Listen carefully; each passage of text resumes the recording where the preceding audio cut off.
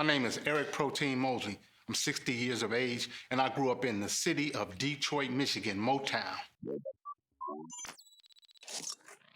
Growing up in Detroit, it was kind of like bittersweet because we didn't have any role models, like on the streets, but we did have like the Temptations, Ray Parker Jr., people of that nature, but it was more so of pimps, pushers, drug dealers, and things like that, so that's what we followed.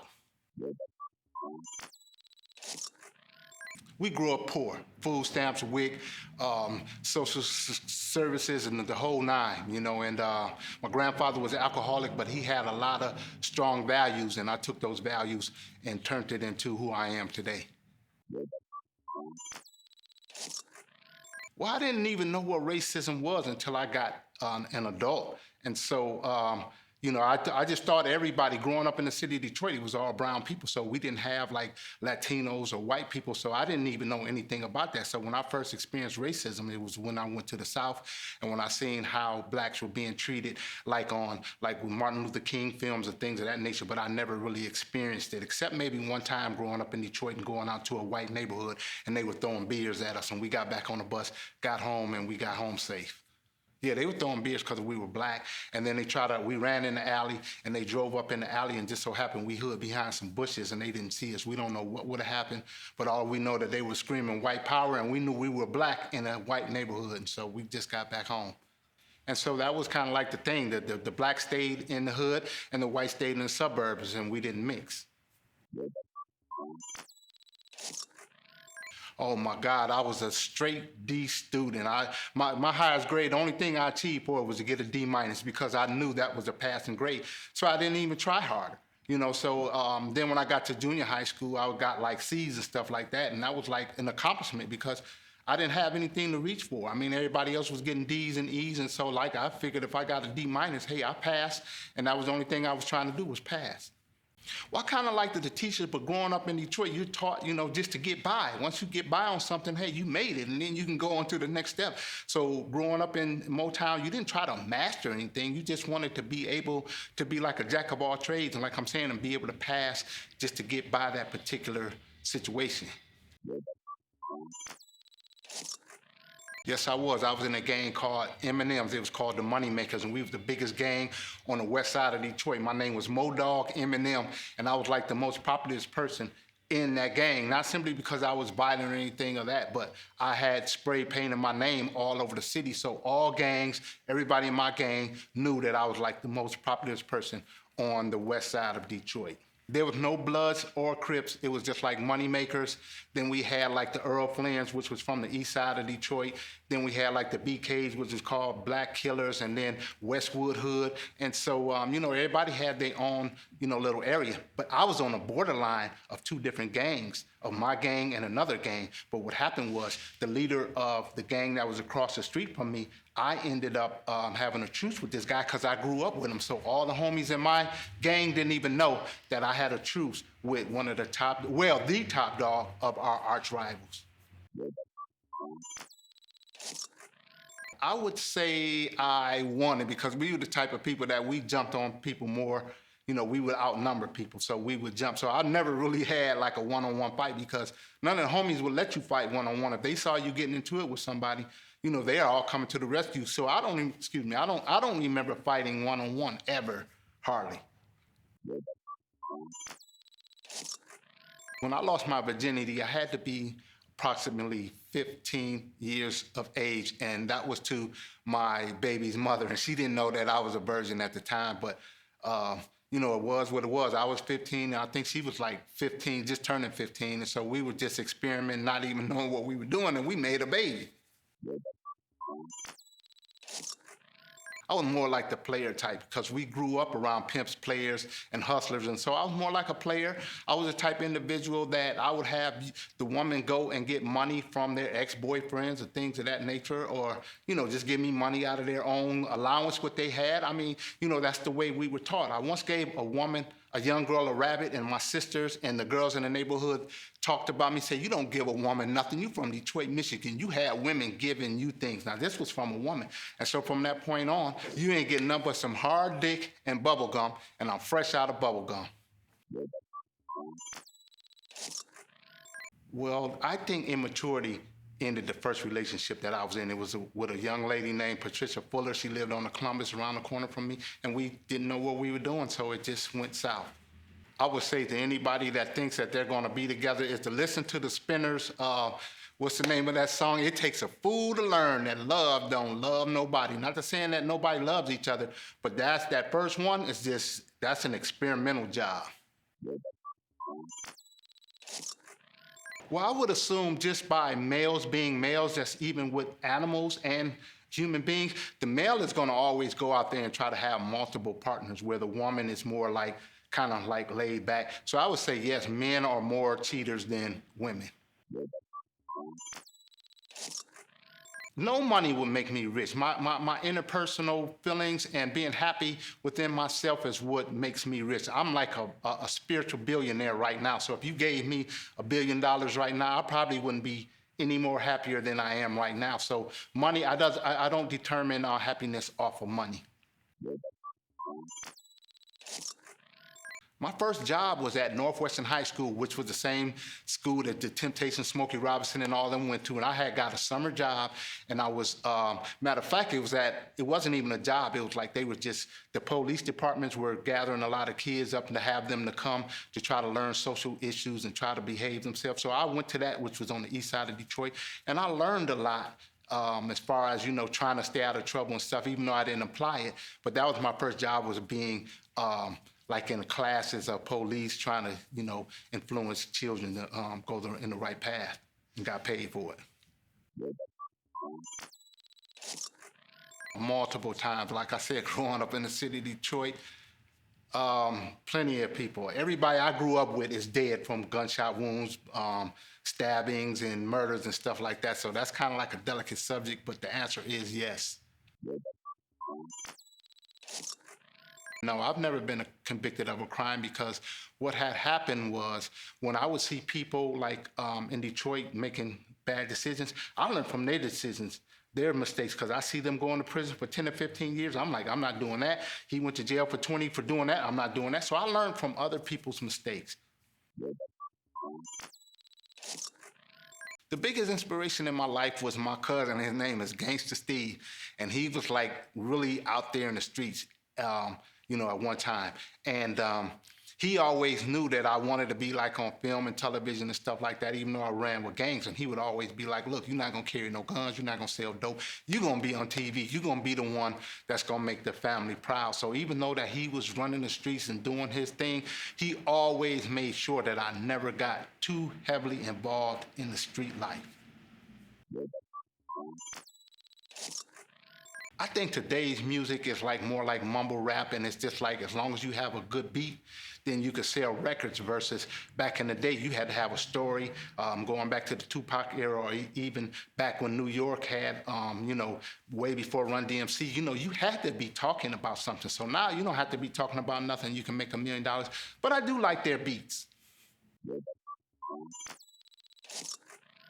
I was walking down the street and I heard a guy had it on the radio, and he was talking about Nipsey. It was talking about Nipsey Hussle. So when I got home, I found out about it. And the only thing that is troubling to me about Nipsey, making it as big as he did, and he did want to come back into the community and keep giving out, but he was just in the hood too much, and he was around people that envied him too much, and he needed to step his game up as far as just moving out of the community and sending representatives down in the hood to represent his mission and his goal. I was here in Los Angeles, and I definitely did not go because I don't like large crowds. So I sat there and I watched it on television. And yeah, that was it. I had just got up on Nipsey Hussle maybe about 6 months or 8 months before that. So it was real disturbing to me to find out that he had got shot by one of his homeboys. I've never seen Nipsey in person. I met a lot of rappers, and I never met Nipsey. I know I would have probably met him one day, but I've never met Nipsey. Actually, I was in a play, and it was about the Rolling 60s, and I played a Rolling 60 character up on Crenshaw. And there was a couple of Rolling 60s that were in there that was actually in the parade when they had the funeral that was right next to the car. So there was some people that knew him personally, and yes, I do know them. And so yeah, the answer is yes, I do know people that know Nipsey. I think young rappers that come into the game, they have to have this persona of being, this macho type of thing. And like who I respect more is like Kendrick Lamar and Drake and people of that nature who aren't flying the flags. And it's like, hey, look, if you do something to one of them, you don't even get any street points because they're not representing. So the guys that are coming into the rap game right now is just to calm it down and don't think that you have to be gangster to come into the game. Because once you come out here to Los Angeles, like Snoop said, we're watching your videos. We're seeing all these flags and stuff you're flying. So stay out of the game and just stay out of the street game and stay into the entertainment field and make your money. I thought about Pop Smoke was he's coming from New York, coming out here, not really having strong ties with the streets, and got caught up into something that was kind of like an East Coast, West Coast type of thing, and they kind of just brushed it up under the rug. But people in Brooklyn, I had some homies from Brooklyn call me like, yo, man, we're pissed off. It was almost like Biggie getting killed. That's how they felt about it. And the people out here in the West Coast is feeling like, hey, look, you come out here and you're not acting right, we send people home in body bags. That's not no disrespect to anybody, but New York does the same thing. You go over there and you're not acting right, you're coming home in a body bag.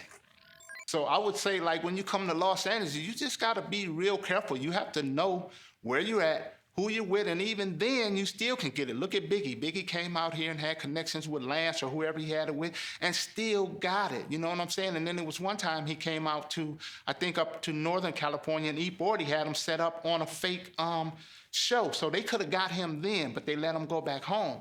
And, when you come out here, you just got to make sure your street game is on lock. And you got to make sure all the people that you talked about on those records, you better hope that they don't know that you're in town. My strongest talent is serving God and to doing things in a talented format to make him shine. Because once I was on crack cocaine for 20-something years, and once I got clean off of it, now my thing is I'm just shaming the devil in the glorification of God.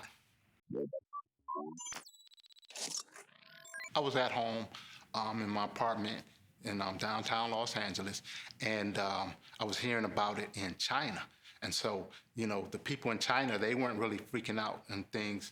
And so they were saying it was a possibility that would come to America. But, people just went on with their daily lives, including myself. And then as it, started snowballing effect, then that's when I became aware of COVID-19. My first thought was, well, God gave me a mission because I was looking at the news and I was seeing like everybody was, coming up with these different type of ways to take shelter in place from the police department, actors, fire department. Everyone had a plan to get in shelter in place, but no one was on the news talking about what the homeless were going to do. And so by me being a homeless advocate and being homeless for over 20 years with my daughter, I thought to myself, well, God brought me the mission as to say, hey, look, you have to go out there and you have to inform these people about the coronavirus because no one is talking about it on the news. And so that's where I got that inspiration was from God to go out and inform my people. Well, the first time was like the most dramatic time because no one on the streets hardly knew about it. Well, 5 out of 10 people knew about it. And so when we were talking to them, they were like not even knowing. So we wouldn't went out on the streets and tell them, God knows when they would have found out. So after time went along, then everybody started becoming informed about it. But, it wasn't too many changes that they were making because people that living out on the street, they're just living their street life. And they're like, hey, look, whatever happens, happens. Well, when I first came to Skid Row, it was me, my daughter, and my daughter's mother. So me and my daughter's mother, we were on crack cocaine. So we just slid right into all the people who didn't want anything out of life. So once you get into this community, and then you can just blend in with other type of people. So let me break this down. There's 3 different classes of homelessness. There's upper, there's middle, and there's lower class of homelessness. The upper class homeless is an individual, he or she taking care of their hygiene and want to make it back into the mainstream of society and possibility that they're living in a shelter or couch surfing. But the lower class homeless individual is the ones that you see walking around, pushing a buggy, not taking care of their hygiene, not trying to make it back into the mainstream. The middle class is the one that's just in between, trying to make it into becoming the upper class and hoping that they don't become a lower class homeless, which is what people consider as to be a bum.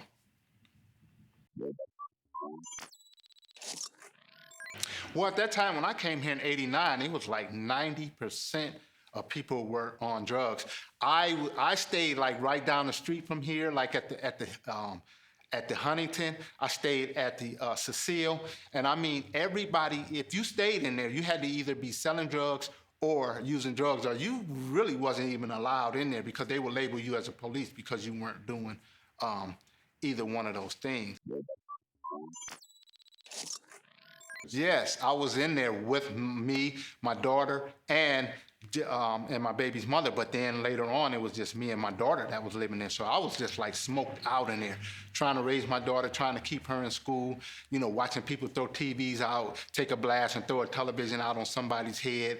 You know, just people all night running from room to room, getting high. I mean, it was an all night thing. So when you spoke about the mental issues, yes, the people that had mental issues, it came from them smoking crack cocaine for a long period of time. But then again, you do have a lot of people who just have mental issues who don't take drugs, you know, and so those people right there, they just need to be, you know, they need some type of services just tailor-made especially for them. Well, being on drugs, that's a haunt right there. So a ghost, it wasn't nothing a ghost could do to me because I stayed so high all the time. So I probably would scare ghosts, you know what I'm saying? And but I did, you know, just like recently. That's a good question because recently I just read about that. How many people committed suicide in there? Because you got to realize back in the day, those were high class hotels for like singers and stars, and so the hotel was haunted. They say it was, but it didn't haunt me at all. Okay, so I grew up on both coasts. So I grew up in Detroit and in Altadena, California. So I stayed 2 years out there, so I went back to Detroit. So when I came back out here in 1989, that's when the Detroit Pistons, my home team, was playing the Lakers, and we beat the Lakers. So, I mean, it was just like super crazy out here. If you didn't know anyone down here, you had no business down here on Skid Row or downtown Los Angeles. Okay, so in the summer of 1965 was the Watts riots. And so we were living in Altadena at the time, my mother, my father, and my two sisters and myself. And at the age of 4 years old, my dad drove me through that. And I remember that terrifying event as if it happened yesterday, seeing people running in stores, burning them down. And I can't get that out of my mind. And so in 1968, we moved back to Detroit. So the riots had just ended in Detroit, which was a runoff from Los Angeles. So when we got there, we was hearing my grandmother and them saying, "Oh, we had a riot here," and stuff like that. But we had already had the riot.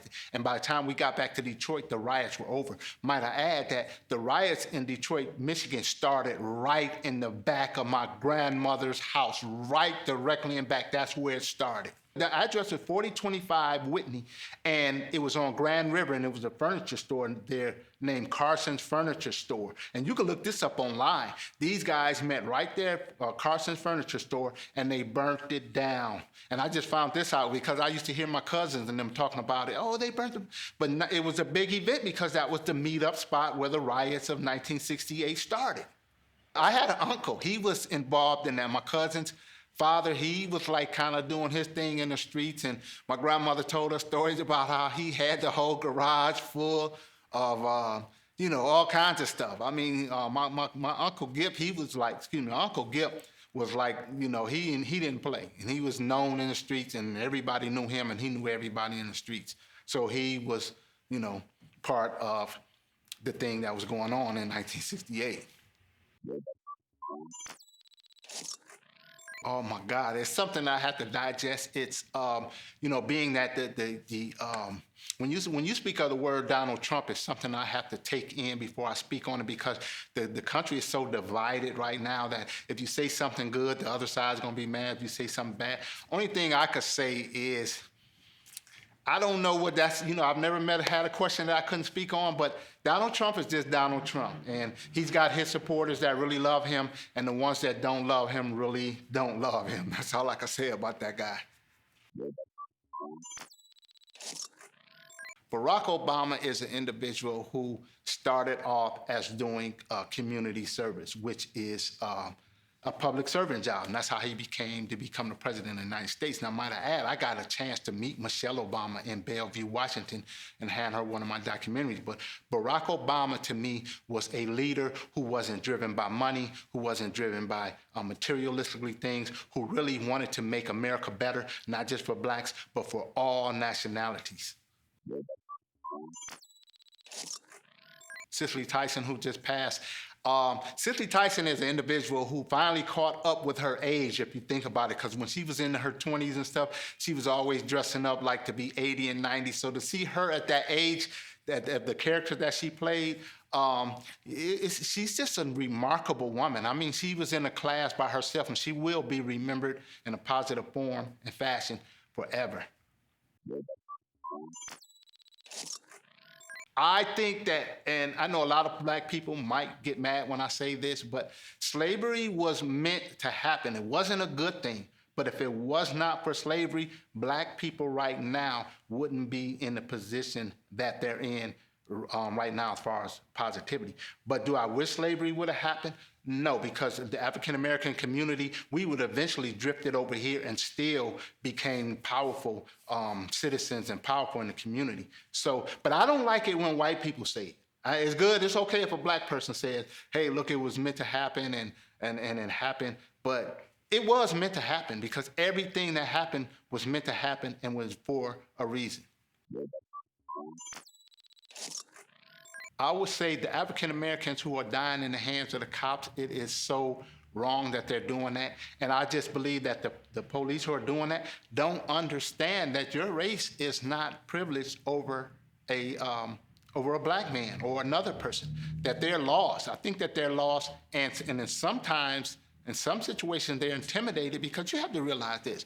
If a man's been held in captivity for 400 years and then you let him go, and within 200 years he becomes the president of the United States, that race becomes a threat because no nationality has ever been held down for 400 years and then turn around and leave that country. It's just remarkable.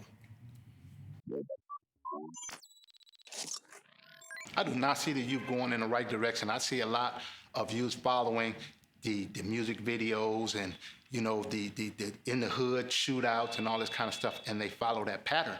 And then the youth that are out now, they have these parents who what you call money chasers, and so they distill that into their children. It's like, hey, look, it's all about you getting out there and getting your money. So the respect and the morals and the values and all that stuff, they don't have that distilled in them because their parents didn't have it distilled in them.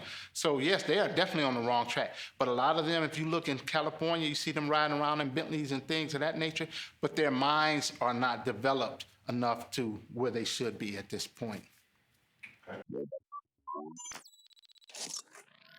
I think it's a combination of a lot of things. It's a thing now, like when I grew up in the 70s, you could fight somebody and see them up at the corner store later that day, and they don't want any beef. But now you fight somebody for something they did to you, you have to watch out for gunplay. So in the major cities and even in some of these small towns, it's a thing that either you kill or you be killed. And so if you're 16 years old and you face with that, you get into a fight at high school, this guy might want to come back and kill you. So what are you going to do to him? It's like, hey, look, I'm going to have to take him out before he takes me out. So it's a lose-lose situation. I would like to just send a message to all the young generation that are coming up right now, that you have social media, you have all types of avenues to make it to whatever you want to be, not just in entertainment field, whether it's sports, entertainment, to be a doctor or whatever. There is no excuse. So just to keep striving and to find a different direction if you're going in the wrong direction, and to find people who you really think that are nerds to follow. Don't try to follow a person that you think is cool, because that's not cool. Cool is following somebody who's not cool. I have a social media and it's called Captain Negro 72, and I'm also can be reached at hashtag Skid Row Journey. Yes, Skid Row Journey, hashtag Skid Row Journey Productions. And then you can also Google my name, which is Eric Protein Moseley, and you'll find out everything that I'm doing. You'll find out about the documentary, which I made when we were out on the streets educating people. It's called the documentary that I have when we were out on the streets. It's called the Homeless Coronavirus Outreach, and it's airing everywhere in different countries, different cities, and different states, all everywhere. I can't even name the places that it's airing. Yeah, you can go to YouTube and type in the Homeless Coronavirus Outreach, Eric Moseley, or just Google Eric Protein Moseley. But the best way is the first one. Actually, I'm trying to start a nonprofit organization, which was a runoff of the documentary, and I'm looking for a fiscal sponsor, and I am looking for donations, and they can contact me at my ebook, which is MYEBOOK at outlook.com. But again, the best way to reach me is at the hashtag Skid Row Journey Production.